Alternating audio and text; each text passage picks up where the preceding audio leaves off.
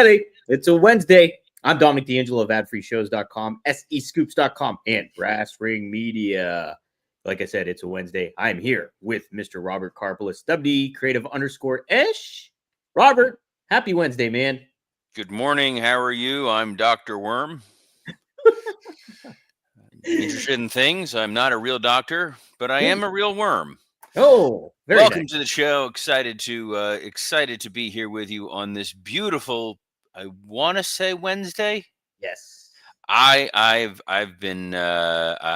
yeah. How you mean to tell me you don't have your calendar marked every Wednesday because Dynamite is every Wednesday, Robert? Just do it. Are you ready? Yeah. Are you excited? Yeah, we're excited. Yeah. So excited for Dynamite that I clearly knew was happening tonight because I clearly knew today was Wednesday, just as I read the run sheet, and I didn't. I wasn't sure if we were getting a run sheet. Dom just texted me 30 seconds before the show starts. Like, I have a phone. I do have a phone. I sent you the run sheet, though, like 20 minutes before. I'm sure you did. Yes, I was. I was busy. Somehow, this is not the primary driving force for my day. Sometimes What? I know it's hard to believe. That's Occasionally, I have other responsibilities and tasks, but the most important responsibility and task that I have is saying hi to the folks who join us here live every day from all around the world. What's up? The tremendous insight of What's Up. What's up? Timely. Rick Smith, good noon to you. And Ron Ward says, damn it, Robert, you got me listening to AFI in the other tab. I'm guessing a little Miss Murder this early in the day. I don't know. I don't know what that says about you, but I know what it says about us, that we're going to be talking about Dynamite. He already played the sound clip, so we're good. We can move on with our lives. Dom, the name of this show is Samoa Joe versus Claudio. Yes, I went for the rhyme, and I succeeded. Hey, it's taking place in Detroit, Michigan, at the Masonic Temple Theater, Robert. So get ready for all you Red Wings fans. You got Samoa Joe taking on Claudio. This should be a fun match, but Claudio just seems like feeder for Samoa Joe until he gets to Moxley.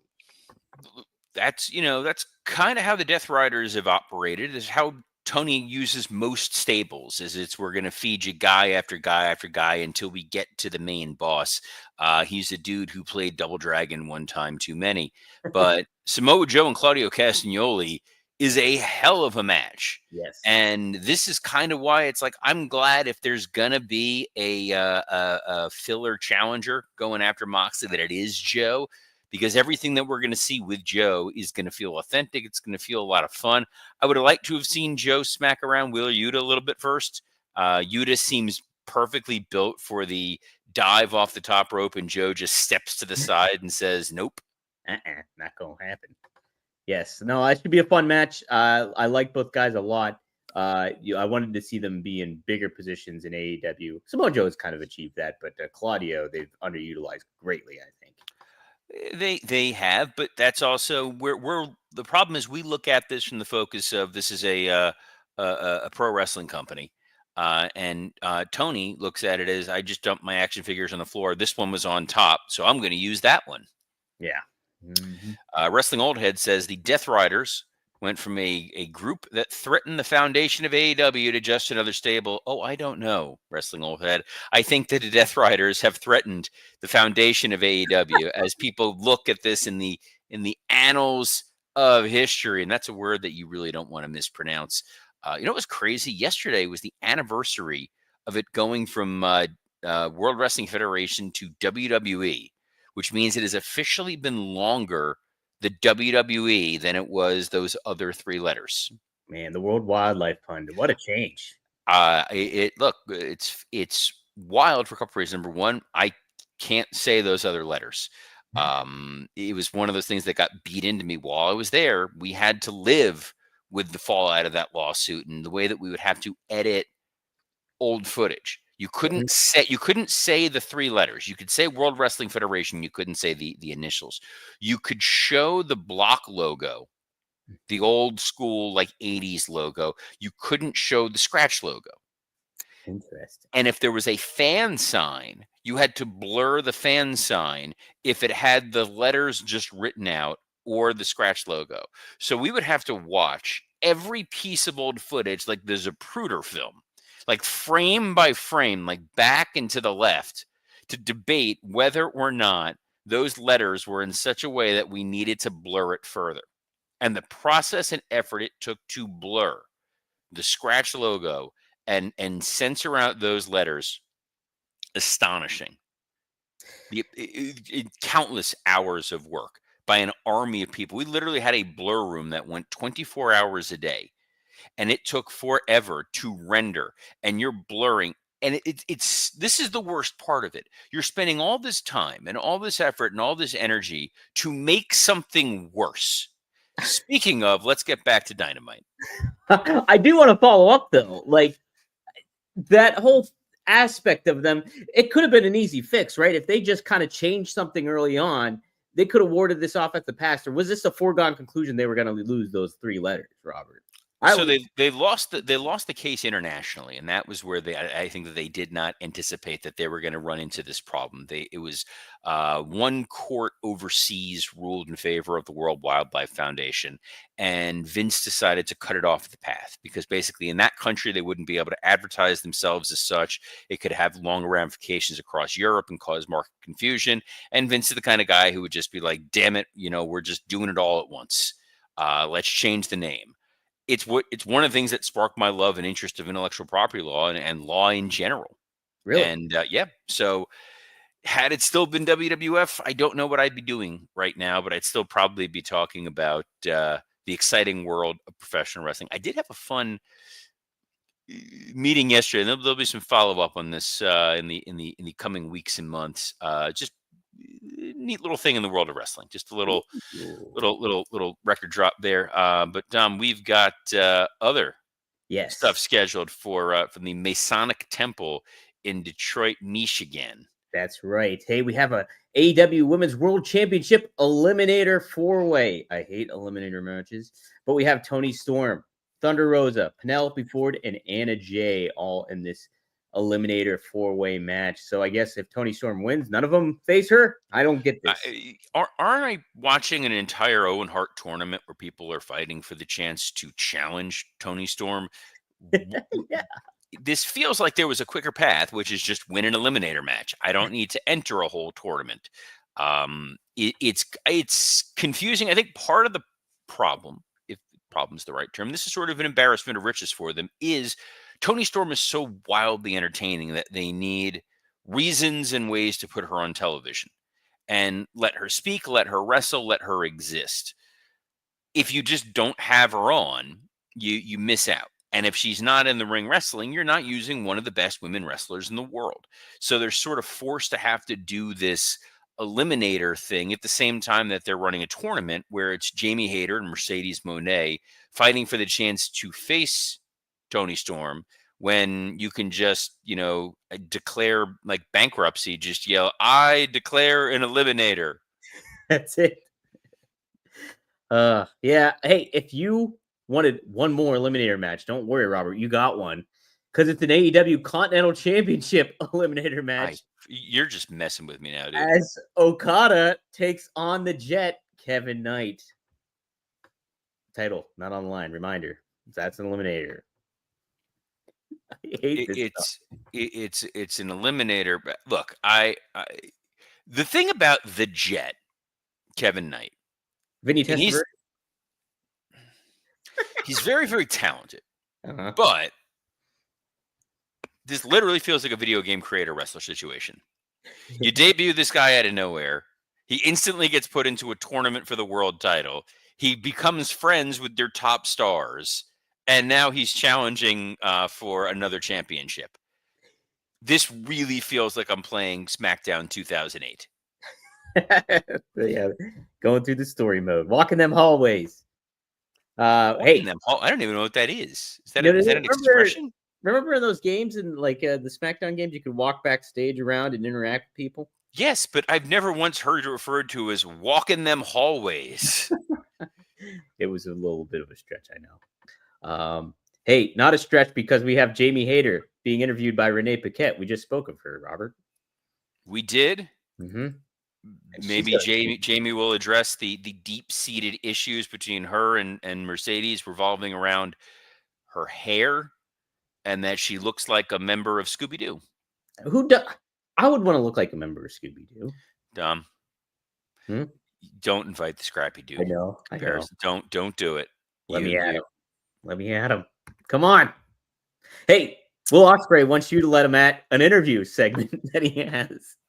He's also being interviewed. Robert, this is advertised. Any thoughts? See, if I just ignore you, like the Great Gazoo from the Flintstones, we can pretend you're not really there. There's a Young Bucks match where they're taking on, they're teaming up with Ricochet, take on Swerve Strickland, Speedball Mike Bailey, and Mark Briscoe. So now we're getting a random 6-man instead of a random 8-man. Yes. So it's still a multi-person tag match. Still a multi-person match. Any expectations coming out of this? Just continuing to build this thing between tension between Young Bucks and Swerve, all that stuff. Yeah, it's fine, lazy booking, and they would have gotten away with it too if it wasn't for you meddling kids. That's it. Oh. I do like that they've been using Rhino to promote this show since he is sort of Mr. Detroit. Oh, true. But he was advertised for ROH and not Dynamite at all. Well, Ring of Honor is also a program. Is it? Are you sure? I think. I don't know. What I do know is we went through all the segments. I had nothing to segue to. Oh, okay. What I do know is there's something here about Tom Brady and Triple H. That's right, Robert. Tom Brady happened to be on Impulsive. That's Logan Paul's podcast, if you're not aware. And Logan Paul had some things to say. He said, I want to actually draw a comparison between you, referring to Tom Brady, and another GOAT who happens to be my boss, Triple H. He just got inducted into the WWE Hall of Fame. And in his speech, he's saying a lot of things that you're actually saying right now. He was just so thankful for everyone who helped him along the way. And he didn't attribute his greatness to himself that much. It was the people around him and the people that helped push him in the right direction. Robert, do you see comparisons between Tom Brady and Triple H?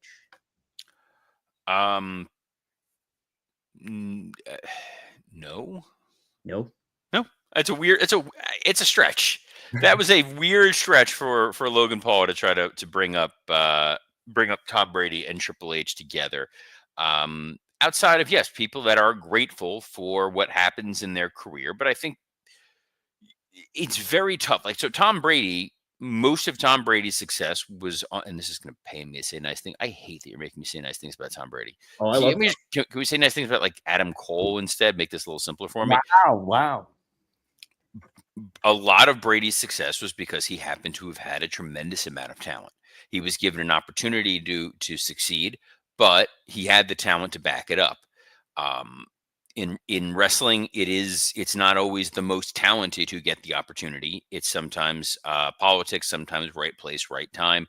Hunter made the most of the opportunities that he was given. There's always going to be this feeling of opportunism with him that, the only reason he got this opportunity is because he was Shawn Michaels' buddy. The only reason he got this opportunity was because he was dating or married to the boss's daughter.